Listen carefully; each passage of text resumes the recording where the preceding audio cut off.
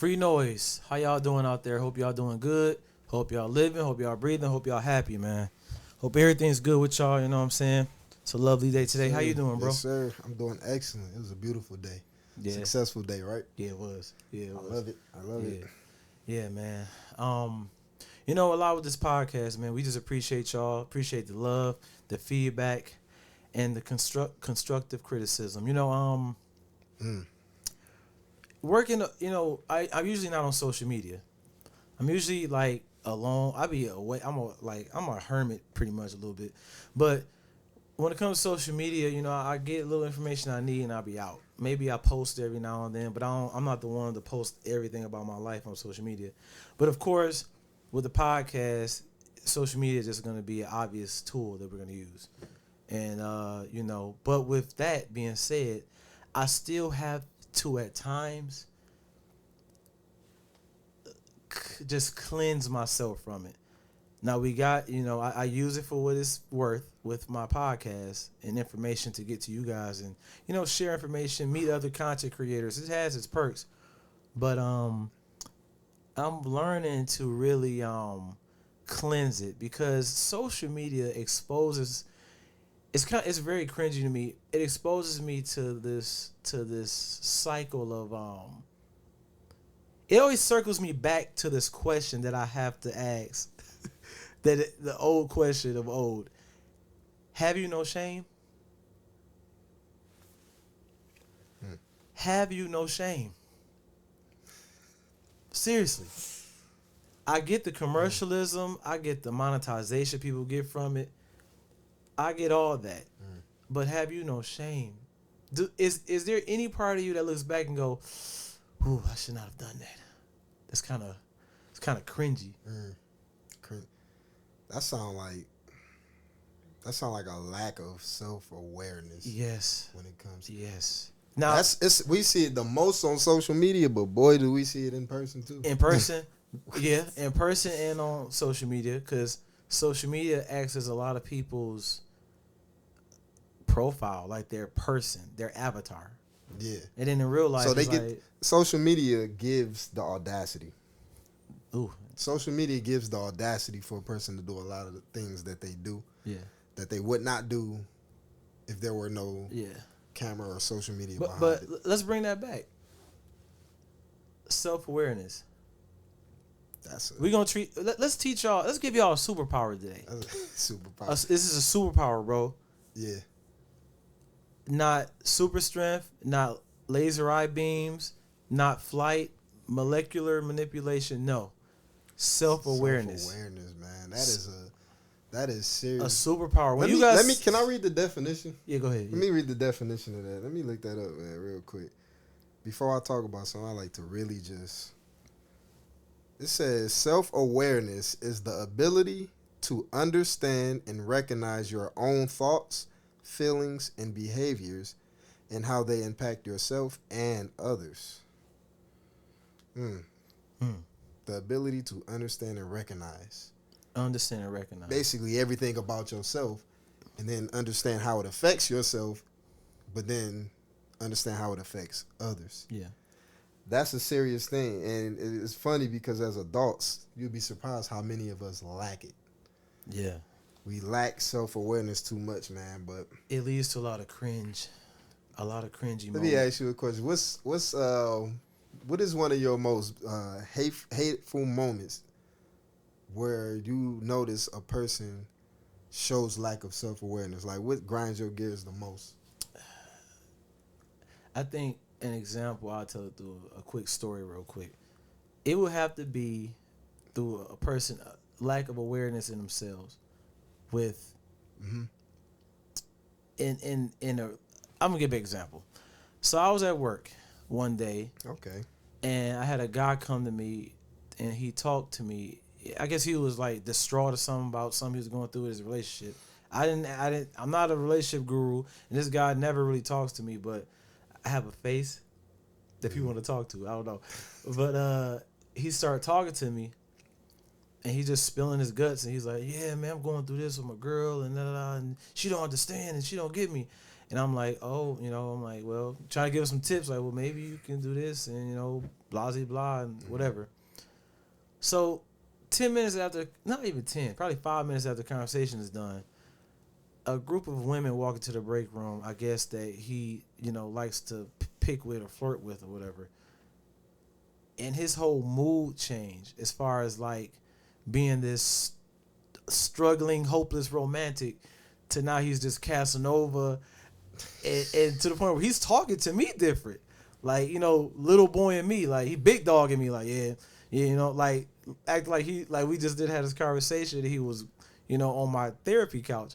So I'm like, I'm watching him do all this, and not the therapy couch. And I'm watching like, man, he's not I ain't even getting mad. I was more so like, man, do you know I can see you? Keep that. You can see him, but as you telling me, it's cringing because little do he know, the very women or woman he's doing that for, she can see it. That's what a lot of these guys don't realize. These women, they got their own superpower. You think you getting over, but they can sense when you're not being genuine. Yeah, like they can sense when you a different type of person. Yeah. It's funny when you see somebody like a guy doing something to a girl, like trying to get up on, and it's just crashing and burning, but he's not picking it up. You like, he ain't picking up, but you know, and then you see, probably see the faces like, I smell the smoke, like, bro, it's on fire, bro. Is that emoji? Yeah, bro. No, seriously though, man. Yeah, y'all got to stop that. Stop switching up for women. I ain't gonna change the subject, but just stop doing that. Like, but that's why self-awareness is a superpower. Because you can be conscious of your own self, and it helps you be conscious of the things you excel at, but also the things that you need to work on. Yeah. And then you can start doing that work on yourself. And then also, this can be even, I ain't going to say more important, but this is also important. It helps you recognize how others see you. Yeah. That matters. Because you think you're treating others, or you're moving in a way that you think you see yourself like. So he like my man, he think he was cool or whatever you may call it, but he forgot to check and see how the other person is viewing him.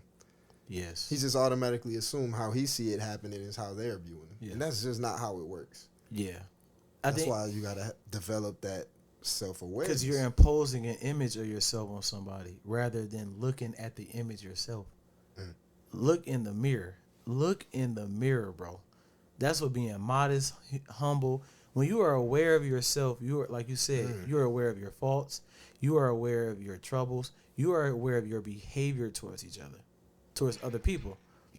You have to really understand that self-awareness gets you ahead because you're one of the smartest people in the room. You're just aware of yourself. Now that's not mean count your steps. Aware. Yeah, that doesn't mean like count your steps or be a robot. It's just pay attention to yourself. There's many ways you can do it though. It's liken it to when you get ready in the morning. Almost everybody get in the mirror and they see where they need to make some adjustments. Yeah. You get in the mirror, if you see a mark here, if you got a booger right there, you got some crust, you gonna do what you gotta do to make the adjustments. Lick my lips, huh? I ain't talking about. You gonna do what you gotta do to make them adjustments though, right? Yeah. And like so, with self-awareness, you have to do a self-reflection, sort of like looking in the mirror about yourself. But one way you can do that, sometimes people around you can be that mirror. Yeah. So, how are you with taking constructive criticism? Taking feedback. Or criticism at all? Like, do you get offended easily? Yeah. Like, even if somebody come give me some type of criticism, even if I don't feel like it's due for them to give me, I'm still going to go back and think about what was said. Yeah. And check and do a self-reflection. Yeah, and pull what's necessary from it. Instead of throwing a tantrum or getting an attitude or feeling so disrespected that got to become a situation. Exactly. You know what I'm saying? So get in that mirror. Like you said, get in that mirror, man. Get in that mirror. Make those adjustments. What it does is it make you a better person. Yeah. If you can make those adjustments, it'll actually be a benefit for you. Because this whole thing this road called life that we're all on, a very big thing or important thing in it is our relationships with others. Yeah. Yeah. That's a huge thing, is our relationships with others. So it matters how people view you, and it matters the way what you think, the way you carry yourself, your actions, your attitude. It matters because it affects the ones around you. Yeah. It affects the ones around you. So it do you a good. It's good for you to really do a self-reflection and see how you can gain some self-awareness. Some self-awareness, man. I'm still thinking about that story. That's ridiculous. Yeah, you know, you switch it up like that. I mean, with no shame. I wasn't embarrassing myself, so I was good. I'm just saying, like, with no shame. I mean, like, it made me want to kind of help them. Like, when they leave, come here, man. You see what you just did, right? No, what you talking about? You see, and just break it down to him, help him out. But it's up to him if he want to receive that. Yeah, I mean, criticism. It's just like you said, it's a lack of self-awareness, and you know, I realized that even for myself, becoming more self-aware, especially since from my younger years, you know, you do things. We all look back at our younger self and be like, "Ugh, I did that." You wasn't aware of yourself. You're younger, so that makes sense. But by the time you hit about almost 30, like you gotta at least be like, all right, pay attention to yourself a little bit more. You know what I'm saying? And it goes beyond our behaviors. It goes beyond what we eat, what we drink, how do what do we associate ourselves with? Just be aware, because when things are, that's why some people it's like me if I smoke cigarettes and I'm like, well, I gotta back off. Like, are you aware that you smoke cigarettes? Like, you'd be really surprised. You're so used to it. Yeah. You're so used to it that it don't make you. My bad. It don't make a difference. Yeah, it's like, I don't know. Me personally, like, self-awareness helps me maneuver in a room, because I know my limitations. I may not be the best person. It's not about being the best, but like, I know my skill set compared to others, and I apply myself. That way, I don't embarrass myself, put myself on Front Street for no reason, or be challenged and get the floor mopped, mop the floor with Don't put myself in a situation where I look stupid in, because I know myself enough to literally play my role, play my position. Do y'all agree with that? Do y'all agree with how important self-awareness is in this society today? Like, put it in the comments, like, times that you notice somebody lacks self-awareness, or even, get real. This is no judgment zone. Get real.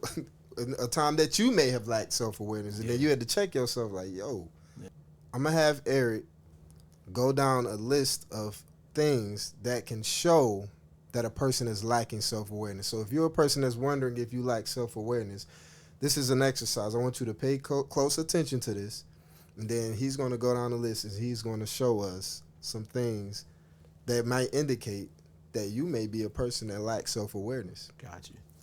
All right. So first clue that you may lack self-awareness, one indicator may be you have a difficulty accepting feedback. So that's a good one. Constructive criticism, you feel like, I'm offended. Even if someone tries to tell you or give you a little bit of counsel or something you could do better, you tend to be offended. Oh, what you say to me? What you trying to hurt me? That's an indicator. So that's one. That's a big one. Yeah. I'm doing this. I'm self-reflecting too, as you say. Yeah, me too. Yeah, I think I'm all right. Number two, blaming others. So usually an indicator would be if you frequently blame other people for your own problems. Oh, it's not me, it's them. No, it's not me. So you're refusing to look at yourself, to view yourself in any bad light that you possibly could be in. Like, so that's another thing. Then you won't feel the need to do the work. Yeah. If you don't see it. Yeah, because if I can blame you, I ain't got to work on myself. Another thing, that's another thing about, you're not perfect. Nobody's perfect. So we can't blame everybody. Some blame is on us. Yeah. Definitely. All right. Nice. Number 3, inconsistent behavior. So these, as if your actions tend to contradict what they say. So showing a lack, basically there's a lack of alignment between your beliefs and your behaviors. You know what I'm saying? So, like, you may believe in eating healthy. Okay. Right. But if you are eating more, if you're swallowing 2 Big Macs in one setting, then and then you're like, I don't know, my chest hurt. Well, you need to be aware of. Basically, a person who is who believes something but don't stand on that. Yeah, They ain't standing on it. yeah. You believe in healthy, but it's like, Yep. well, try it. Try to make your actions lead towards that healthier life. Okay. Put down the Big Mac. So, McDonald's hate 3, me. right? I know McDonald's hate me. I know, 'cause you be dissing them on every episode. Yeah, I used to be a fiend. But all right. So the fourth indicator is low empathy. So you have this could be if you have a hard time understanding or acknowledging other people's feelings and perspectives. It's hard for you to see someone else's point. You only see your point. And that's an indicator of lack of self-awareness. Yeah. Ain't that it's interesting, ain't it?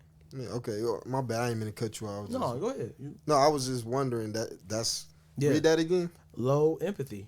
They Empathy. have a hard time understanding or acknowledging other people's feelings and perspectives. So it's like, it's really hard for you to see it any other way than your way. It's hard for you. Okay. And that is a problem. That is a narcissistic behavior, and that ruins relationships. That's a strong word. That ruins relationships. That's just, It ruins, man. You gotta have some empathy. You have to look at, of course. Even if the person hurt you, you still gotta look at them in some type of empathy. You have to. No doubt. Yeah. I like that. That was number 3 or 4? That was number 4. Okay. So number 5, overestimating abilities. Well, that's a typical one. So basically, you're not modest, and you often overestimate your own skills and knowledge, and you're unaware of your own limitations and areas for improvement. So you are, in a sense, you think you're perfect. You do nothing wrong. You got it all figured out. You're always right. That's a problem. You got all the answers. You got all the answers. Yeah, that's, man. Yeah. You do not want to get stuck in that one, because there's always somebody that know more. Yeah. Already when you walk into a room, or when you even having a conversation with one person, I already go into a conversation or a room already assuming that this person or there's a person that knows something I don't know. Like, I'm going to already assume this person. So when I'm talking to somebody, I'm going to try to get something that I can learn from talking to this person. Yeah. In some type of way. Yeah. Because if I can't learn something from you, then I'm trying to stay away from even talking to somebody like that. Like, yeah. Unless you my child and I'm teaching you something. Like, which is the normal behavior for a child. Exactly. Not an adult. It's funny because we try to teach our children, when we raising our children, we try to instill in them this type of thing, self-awareness. Yeah. Because we done navigated through the world. We know how people think. We know how people going to do you. And we try to instill that into the children. But then as adults, we find ourselves lacking it. Yeah, but a lot of this is based off, I think you brought it up, emotional intelligence. Because then that does connect.